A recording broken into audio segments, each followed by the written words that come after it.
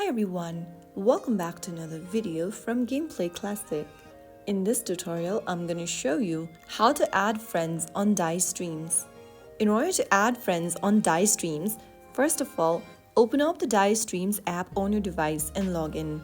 Once you're in the home page, tap on the menu button at the top left, and from the expanded menu, go and find the Invite Friends button at the bottom and tap on it. You will then be able to see this invite option, which you'll need to press on. Go ahead and select a contact from your device's contact list, or you can also send invites through other platforms like WhatsApp or SMS app.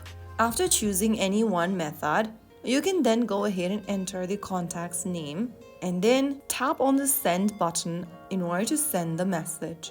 Once your friend receives your invite link, and after they join the game, you will then be able to add them in your friend list. You can also send gift spins or exchange gifts with your friends once you've connected with them. So that's how you easily do it. If you found the video helpful, like, share and subscribe for more tutorials like this. I will see you in the next video. Thank you for watching.